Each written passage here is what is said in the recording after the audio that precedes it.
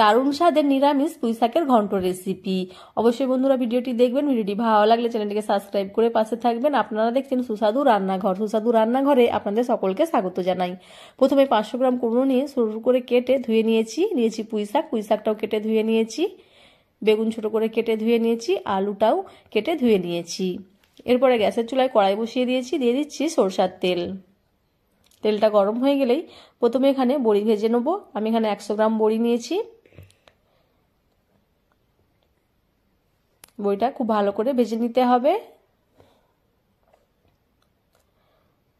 কালারটা চেঞ্জ হয়ে গেলেই বুঝে নেবেন বড়িটা ভাজা হয়ে গেছে, এবং বড়িটা ভাজা হয়ে গেলে তুলে নিতে হবে। তো খুব ভালো করে বড়িটা ভেজে তুলে নিচ্ছি।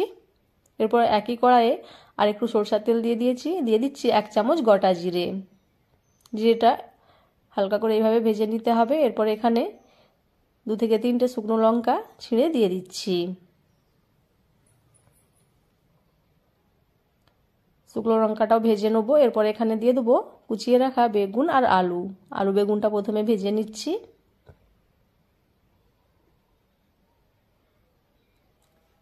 খুব ভালো করে তেলের সাথে এভাবে ভেজে নিতে হবে। এরপর এখানে দিয়ে দেবো স্বাদ মতো লবণ। লবণটা দিয়ে ভাজলে সমস্ত সবজিতে লবণটা খুব ভালো করে মিশে যায়, তাই প্রথমে লবণটা দিয়ে মিশিয়ে নিয়েছি। তারপর এখানে দিয়ে দিচ্ছি কুমড়োটাও খুব ভালো করে মিশিয়ে নেবো। এভাবে সবজিগুলোকে প্রথমে তেলেতে ভেজে নিতে হবে, তাহলে খেতে খুবই দারুণ স্বাদের হবে। এরপর ঢাকা দিয়ে 2 মিনিট সেদ্ধ করে নেব।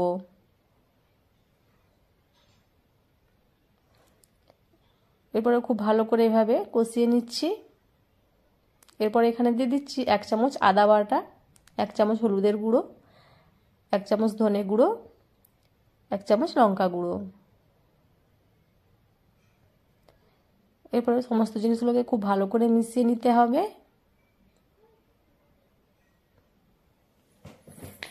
খুব ভালো করে মশলাটা এবং আদা রসুনটা কষিয়ে নেবো। যতক্ষণ না আদা রসুনের গন্ধটা যায় ততক্ষণ ভালো করে কষিয়ে নিতে হবে।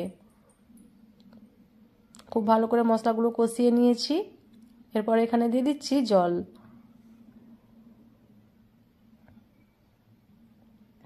জল দিয়ে খুব ভালো করে মিশিয়ে নিচ্ছি।